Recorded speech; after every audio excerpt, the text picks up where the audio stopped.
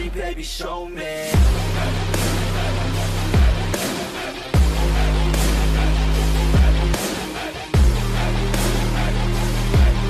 It's just morning, but this boy's sister has challenged him to a wrestling match. She pulls his legs and cracks his arms like a professional wrestler. His name is Saka, and after that exact match with his sister, he discovers a huge secret about himself. He goes downstairs for breakfast, seeing his sister preparing all the dishes with tomatoes. She brags about how she's got a ticket to a special training course on the mountain. Saka then goes to school, and as usual, he sees a daily irritating scene at the school gate. It's Kano, a popular guy who wins every girl's heart. At this point, he hasn't yet figured out that Kano is a girl in disguise. Kano is also the butler of Suzu, the school's student council president. Later in class, Saka's friend Yamato notices that he keeps checking on Kano and usually avoids contact with the girls, so he concludes that Saka is gay. To his point of view, Yamato hasn't seen Saka talk to any girls in the class, plus he also has the nickname and attracted to girl.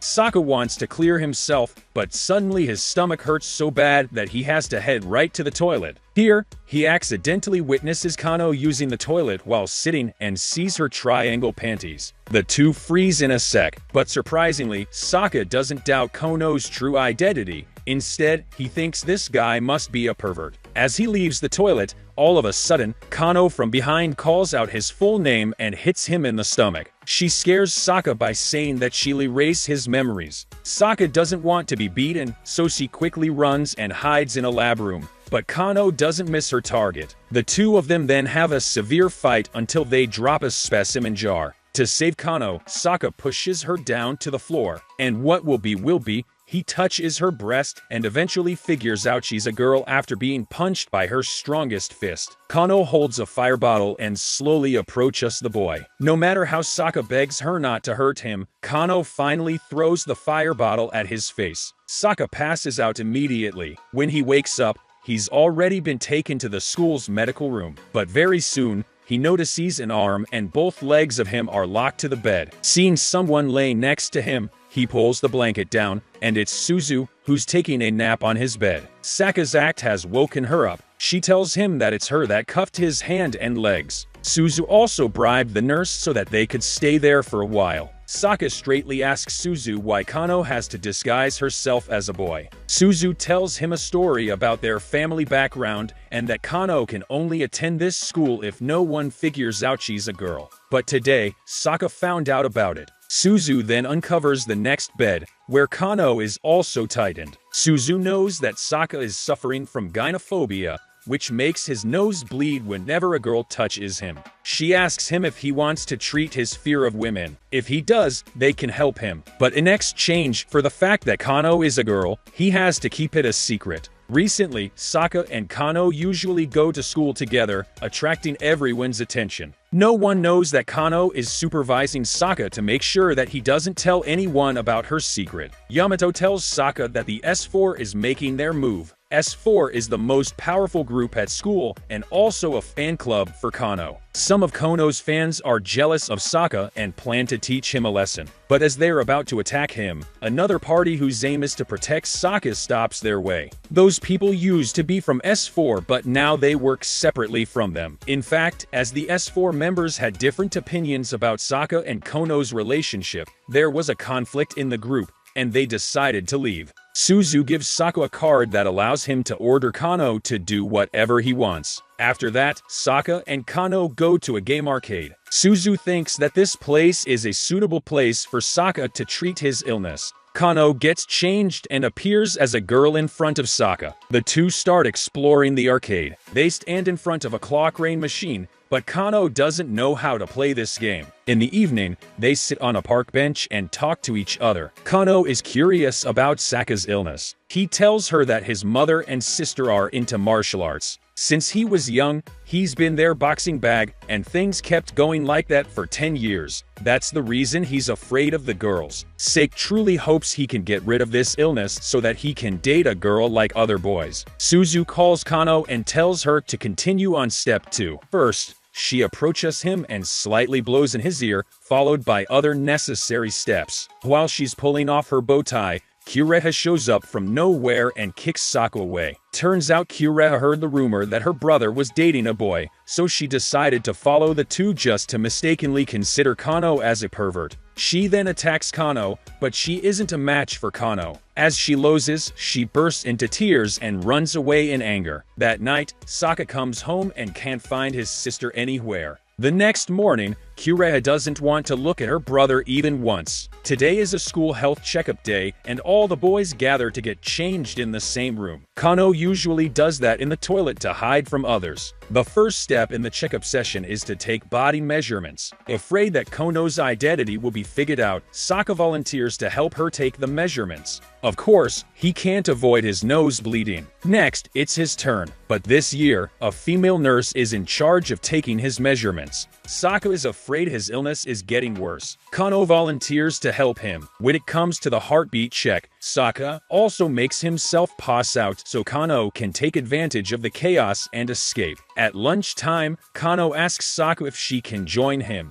They start eating and talking about their lives. They call each other by their first names, and Saka is no longer having nosebleeds. In the chat, Kano confesses that she has never had a friend. Her relationship with Suzu is just a master servant one. That night, Saka goes home, and Kureha asks him if he's dating Kano and adds that she might fall in love with Kano. The next day, early in the morning, Kano comes to Saka's house, and right at that time, she faces Kureha, who is wearing only a bra and undies, stepping out of the bathroom and complaining about running out of shampoo. After the incident, Kureha locks herself in her bedroom and doesn't want to go out, no matter what Saka tells her. But while Saka and Suzu are chatting, Suzu spots Kureha behind the door, spying on her brother. Knowing that she's exposed, Kureha runs towards Saka and Suzu, asking them if Kano said anything about her outfit at that time. Suzu makes up a story that Kano is into Saka, but Saka is dating her, so Kureha shouldn't worry much. Suzu suggests a double date for the four of them this weekend. On the date, Saka notices Kano has brought an electric gun to protect Suzu. A long time ago, Suzu and Kano went to this park and got kidnapped. Shortly after that, the case was solved and the kidnappers were arrested. But since then, Suzu has lost her freedom. Everyone is having fun in the swimming pool. Saka's nose keeps bleeding as the girls are so close to him. Seeing a girl drowning nearby, Saka tells Kano to call the lifeguards while he saves the girl. But as he's carrying the girl, he passes out due to too much blood loss. Saka opens his eyes, seeing Kano standing next to him. She's relieved to see him finally wake up. A little boy approaches Kano and gives her a cell phone. The person from the other side tells Kano that her master was kidnapped. It isn't only Suzu, but also Kureha that is in their hands. He gives her the location and tells her to be there within 10 minutes. The man shows a knife, and Kano starts to get frightened. Since that childhood accident, Kano has been scared of knives. Seeing it might be a tough situation, Saka knocks Kano out by hitting her stomach. Saka then comes to the destination on his own to meet the wolf-masked man. Sake might not be so strong,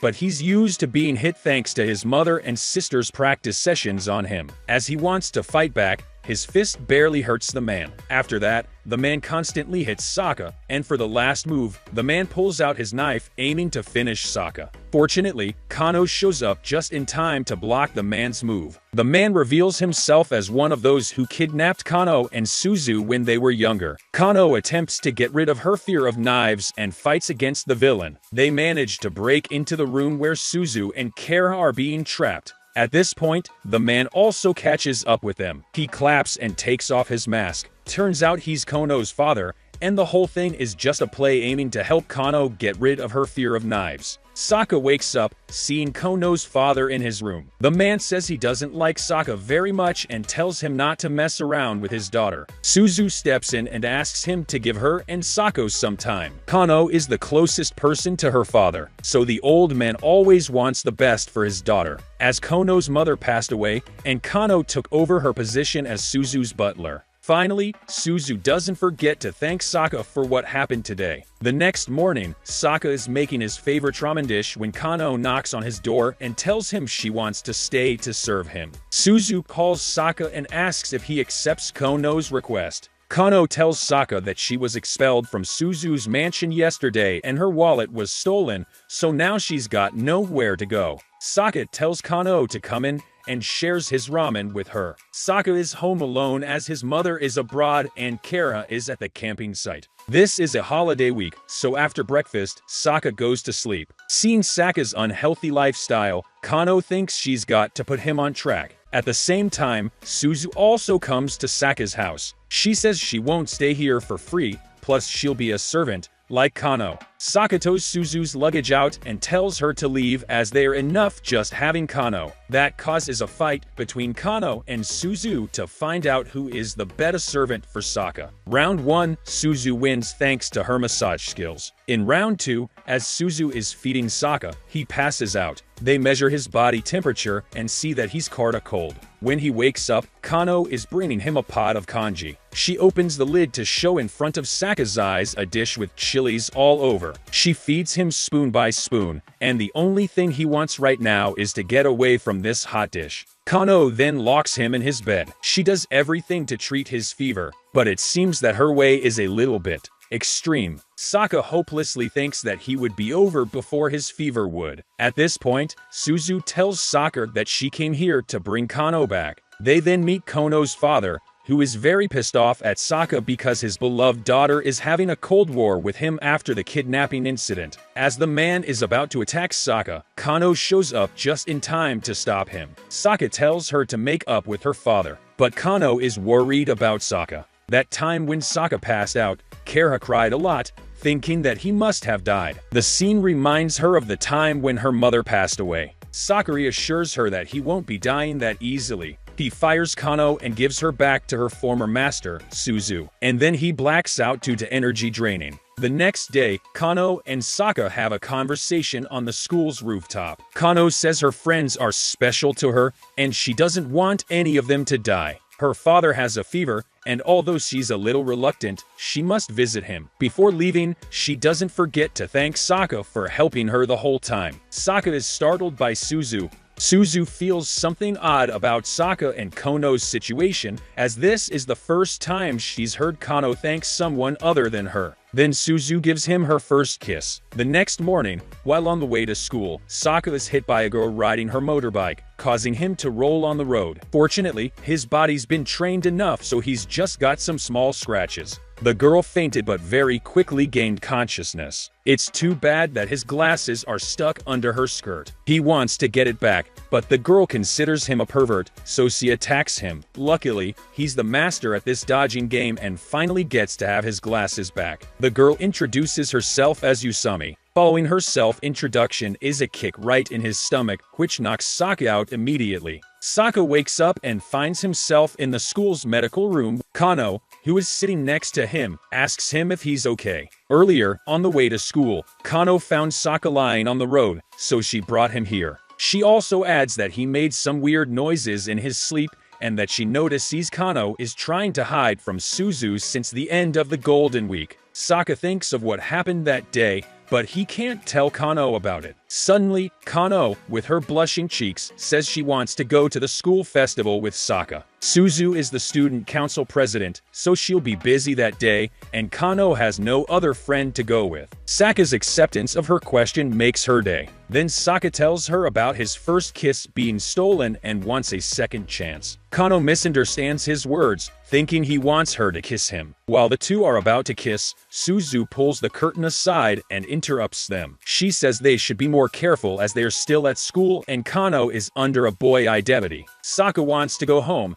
but Suzu forces him to stay. She then informs that the school festival's main activity this year is cosplay, and everyone is looking forward to Kano dressing as a girl. Saka's been into so much trouble because of one person. As he angrily walks along the school lobby, he meets Usami. She wants Saka to be her partner for the school festival. Usami is a member of S4. She reveals that the S4 and Kono's Warmth Protection Council initially got along well, but since Saka has been around Kano, the two groups have had conflicts, and they are planning a large-scale battle at the school festival. She even shows Sokka a photo of him and Kano, and the photo can only be deleted if he agrees to be her partner at the festival. Having no other choice, Sokka has to admit to dating Usami. But Kano has heard his words and is upset because he's broken his promise. After knocking Sokka out with a punch to the stomach, Kano leaves the place. In the end, he has to continue his deal with Usami. Thank you for watching the summary of the anime The Hesitant Butler and Cowardly Me. I hope you guys enjoyed this video. Give it a like if you did, subscribe for more anime recaps, and don't forget to ring that bell to be notified of new uploads. See you all next time.